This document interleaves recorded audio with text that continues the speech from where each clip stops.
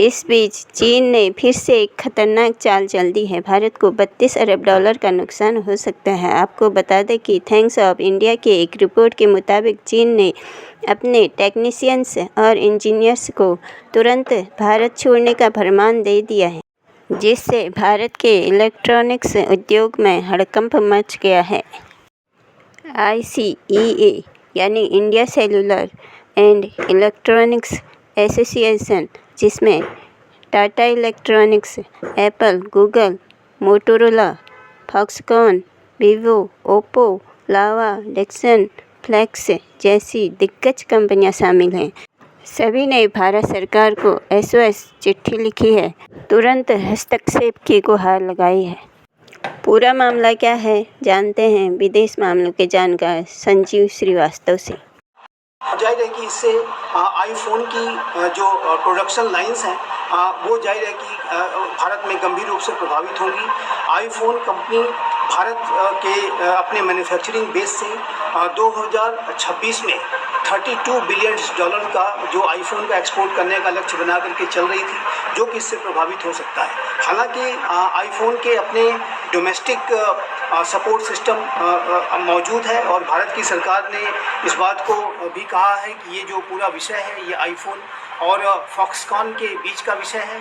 लेकिन ICEA ने China के द्वारा इस तरीके की जो ट्रेड प्रैक्टिसेस हैं, जो कि जाहिर है कि वो गलत प्रैक्टिसेस हैं, माल प्रैक्टिसेस हैं, ऐसी प्रैक्टिसेस करने से चाइना को रोकने के लिए भारत सरकार से इंटरवीन करने का अनुरोध ICEA ने किया है।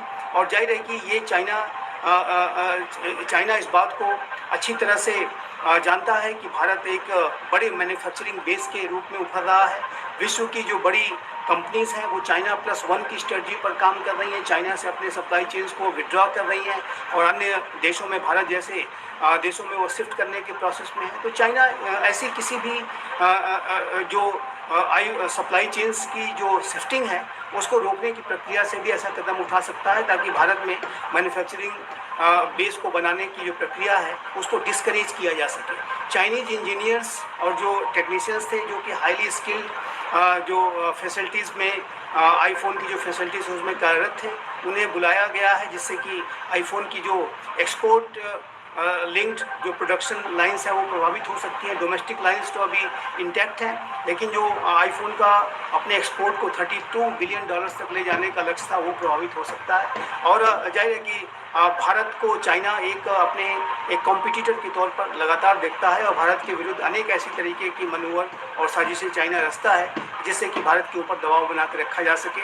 और जाहिर है कि उसमें आर्थिक साजिशें भी शामिल हैं और भारत की सरकार को इस संदर्भ में गहरा संज्ञान लेना होगा और चाइना की हर एक तरीके की जो गतिविधियां हैं, जो उसकी माल प्रैक्टिसेस हैं, उसके जो मैनिपुलेशंस हैं, उसकी जो साजिशें हैं, उसके ऊपर ध्यान में रखते हुए यथोचित कदम उठाने होंगे और तभी जाकर के भारत को एक रोबस्ट मैन्युफैक्चरिंग बेस के तौर पर विकसित किया जा सकता है।